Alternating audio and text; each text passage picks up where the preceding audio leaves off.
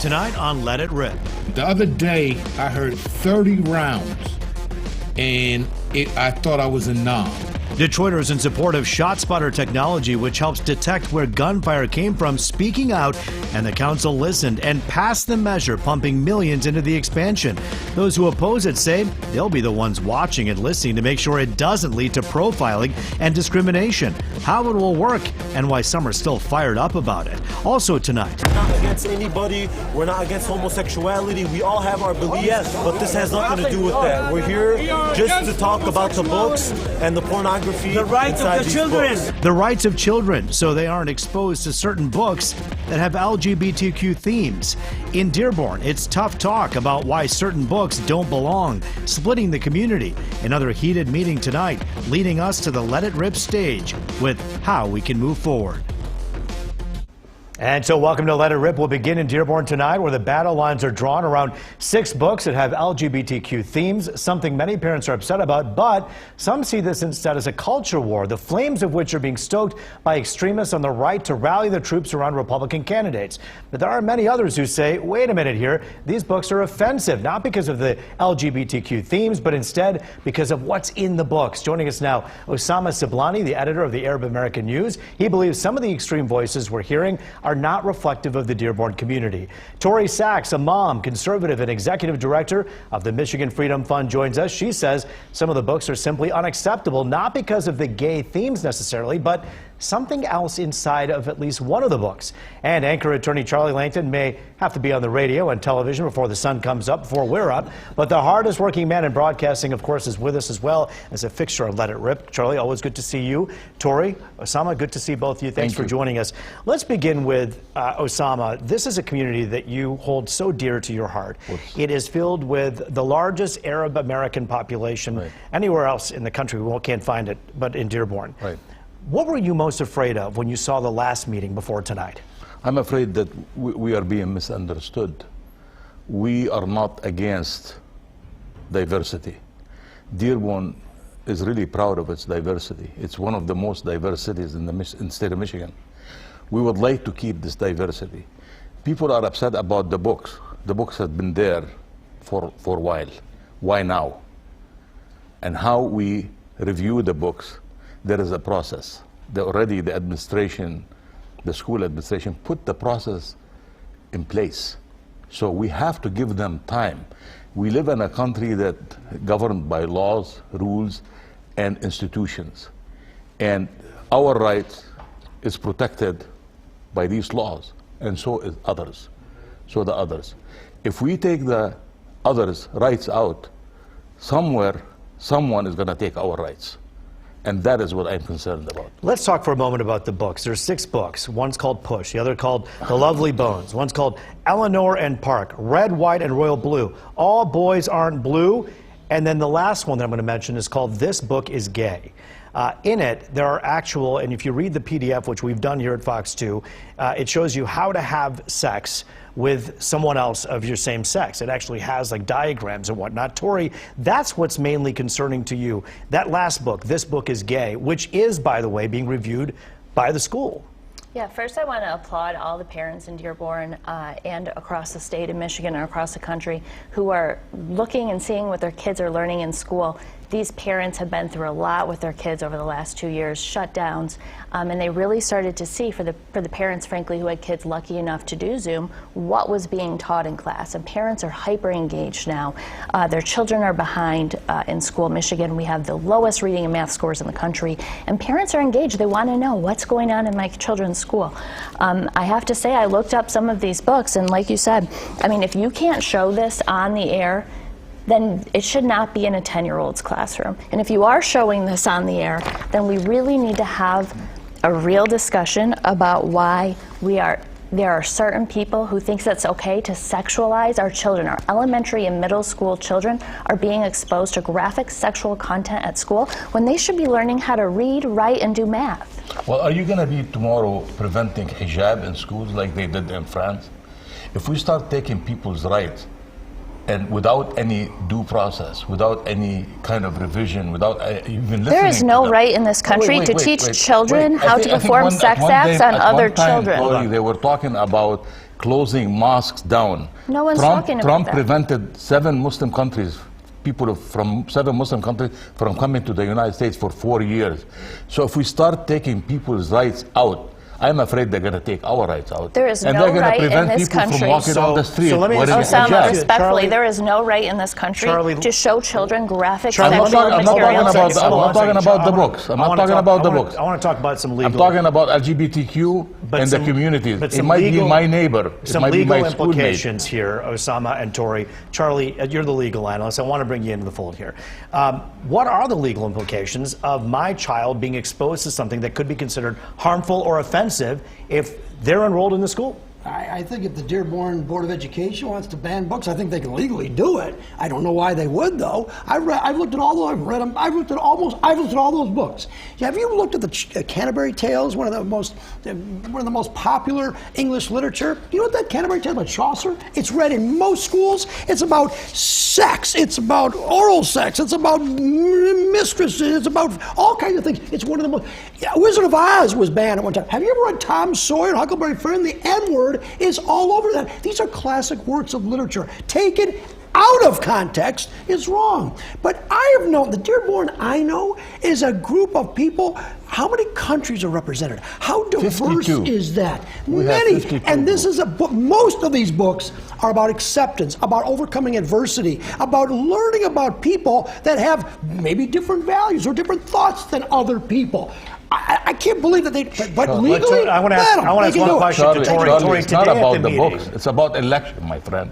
Well, that's my Dearborn question. It is voted about election. 70% That's for why the you see right Democrats now- in But I every wanna- election. Tori, but I wanna- you're going to be sorely mistaken when you realize people are going to vote Republican because Republicans do not believe that children at school should be sexualized. Republicans They wants- believe wants that to children deport should us learn from to. this country. No, Tori, we let me ask you don't. this. We Hold are on. standing with Hold on, you. hold on We are one- standing Rick up Snyder, and saying, the Republican that represented by Rick Snyder, don't want. But those people have been he departed the party. Osama, because- I have to Uh, interrupt this- for a moment. Tori, one moment here.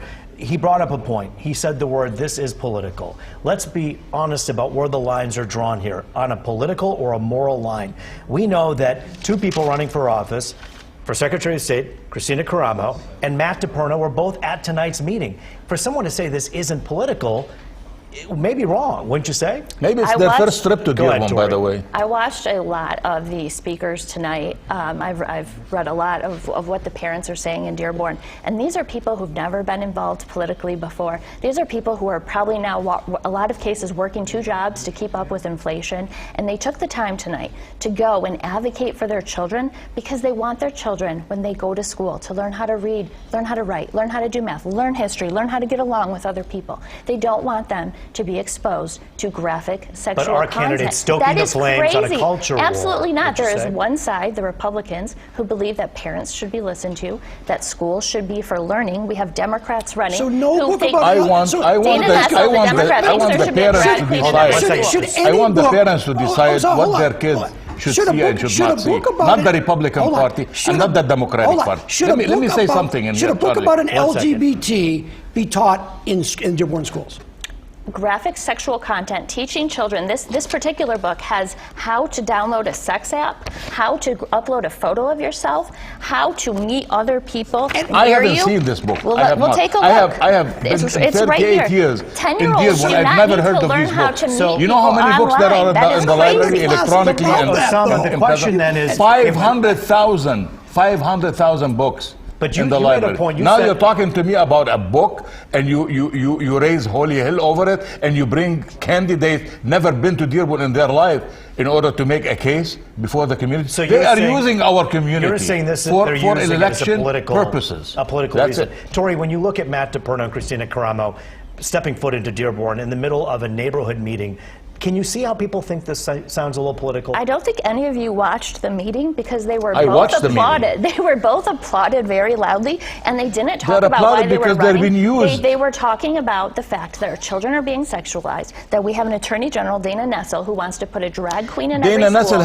has We the see most what diverse happens. administration in the history She wants of to the put- state of Michigan. No, she wants to put a It is drag a queen in true- every it is school. a Please fact. go to MichiganFreedomFund.com if you want to watch the video of Dana Nessel She is calling the for a drag people's queen in lawyer. every school. She has done a great job. We're going to endorse her. We're going to support her. Let me ask you this, Tori. If this last book, which has all of the documents that you have in front of you, the PDFs are the most controversial parts, the parts with the sex apps and the instructions on sexual activity, if this book is gay is taken out of the mix, would you be okay with other books that simply have LGBTQ themes in it? Would you be okay with that? There were actually other books tonight that were brought up by the parents at the meeting that were not on these lists. A parent talked about a book that his son saw in the 4th grade. Another parent talked about a book their son saw in the 2nd grade, both that were in the classroom, not that were in the libraries.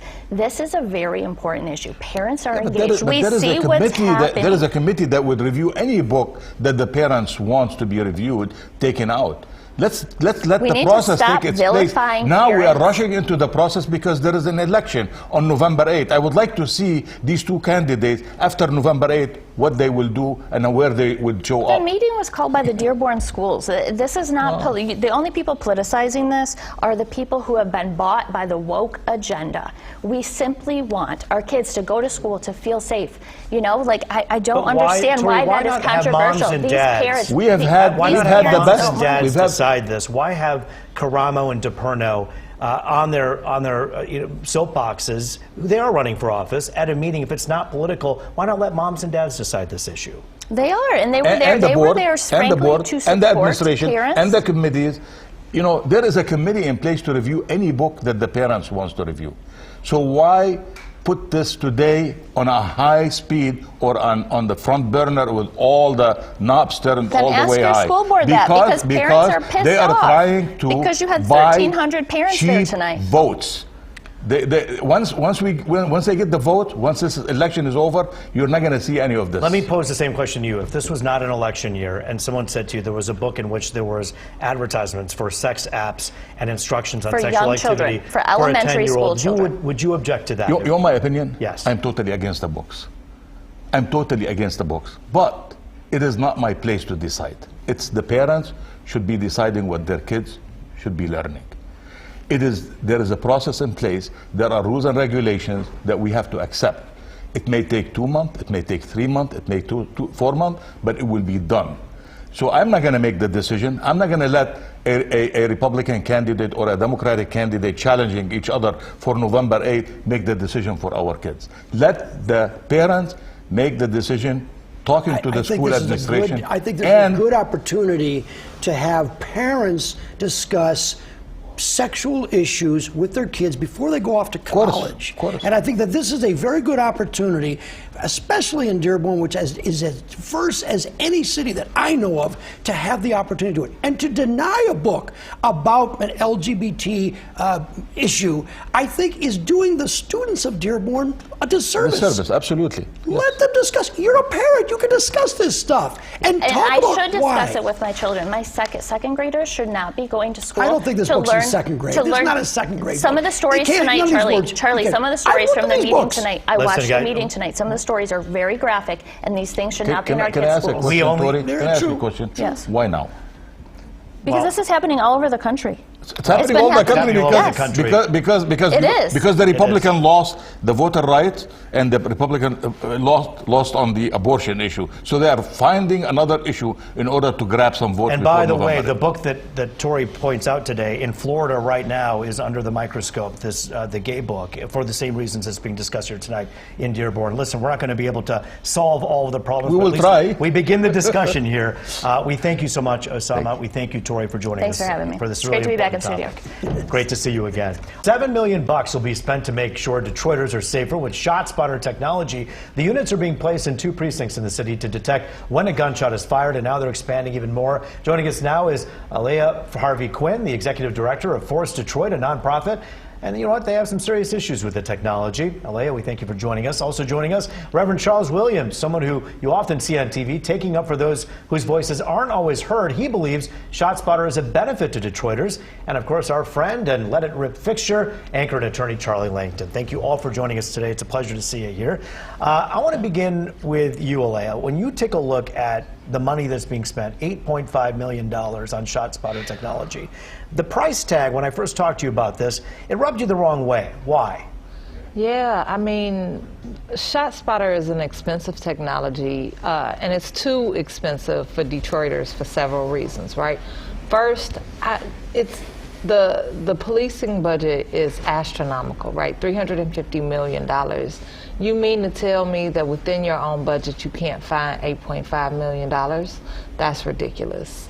Second of all, it's useless technology in terms of actually preventing the violence. It proves, once again, the violence that we know is happening is actually happening, and it gives us like technology that points to a trail of bodies and blood when we really want to spend those dollars investing in something that can prevent that bloodshed. Reverend Williams, you remember, of course, just last week we were sadly reporting on this 20-year-old mentally impaired schizophrenic who was shot and killed at the hands of Detroit police who say they were defending themselves after they were approached by him with a knife. $8.5 million. Everyone was calling out for mental health. We need more mental health care. Yeah. Why not spend the money there? Why do you think this is more important? I think mental health is important. I don't think there's a ranking of one over the other. I do think, though, that when someone like myself, who've had to serve as a chaplain in the hospital at Sinai Grace, and in the middle of the night sit in a room where there was a 4-year-old girl laying on the table because she was shot, and then go see the family and let them know that their loved one had passed on, someone who has walked down the aisle several occasions and looking at caskets of 14, 15, and 16-year-old young men because of gun violence, we need to throw everything in the kitchen sink at violence as much as we possibly can, especially when this city gave $300 million, this city and state gave $300 million to General Motors, $60 million to Rocket, $180 million to Ford and Google. I mean, $8 million to make sure, I don't know if I could look one of those mothers in the face and say, you know, we shouldn't spend money on doing everything we possibly can to keep that kind of violence from happening. Alay, does it surprise you to sit next to a reverend who, for years now, has been, as we say, defending those who don't have a voice, now sitting beside you saying, hey, ShotSpotter is something that is good. I think we should have that. You've said in the past racial profiling. How is ShotSpotter used for racial profiling? How would you say? No, that has not actually been my argument. I'm very empathetic to what he just shared right here. Like, it is very, very difficult to look in the eyes of people who've lost their loved ones and not feel compassion for that. Equally, on the other side of the gun, there's a human that has experienced trauma, and we simply at Force Detroit want to see opportunities for that trauma to be healed so that there's not a continual and perpetual cyclical loss of life. When you hear the racial profiling argument, Reverend Williams, do you give any credence to that? I think we've got to do everything we possibly can in this city to make sure that we have good police, right? So we wouldn't have the mental health, we wouldn't have the young man who was shot because he was heralding a 3-inch knife with a known mental health issue if police were properly trained. So I'm going to stay right there with you on that. We've got to make sure we train our police. We've got to make sure we have culturally competent police. We got to make police. We got to make sure we have black police, right? Quite honestly. And in that, we got to make sure that we police our own selves in our own community. Bottom line is this: we live in a city where, you know, you can throw trash on the ground, nobody's gonna say nothing. You can throw bullets in the air, nobody's gonna say nothing. At some point, we gotta change the culture. But here's we the gotta thing, ShotSpotter alter doesn't and say change anything. the culture. It does say it. It says bang, bang, bang.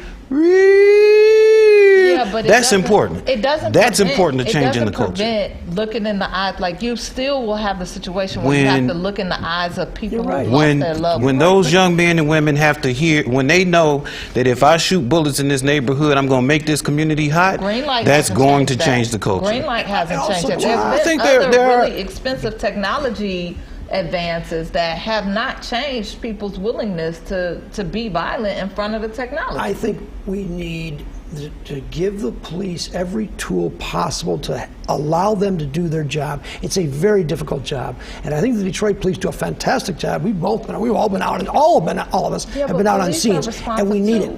Police are responsive too, Of course right? they are. So at what point do we invest in prevention?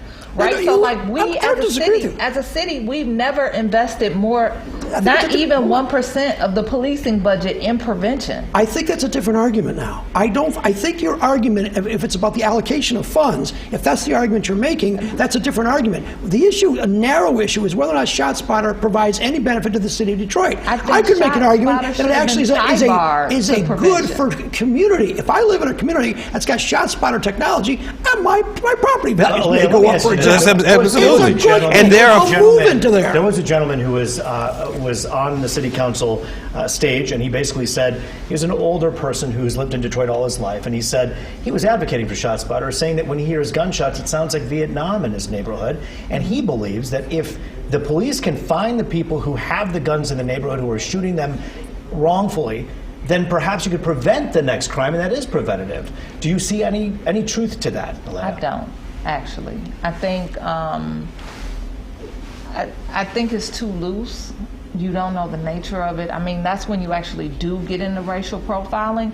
But actually, the contract that was negotiated with activists and Chief White prevents ShotSpotter data from being the only data that allows police to conduct a search. Agree. So, that's not going to be an issue that we see happening. Like, what is happening is, as a mother, I would rather see $7 million invested in a system that will give my sons mentoring, right? That will give people opportunities to off-ramps from the streets. Like, what are the viable opportunities that are presented in culturally relevant ways that allow us to see ourselves as something bigger than something that just harms our community, right? Because at the end of the day, we're human, right? This technology can position us for prison, but it can't do anything else.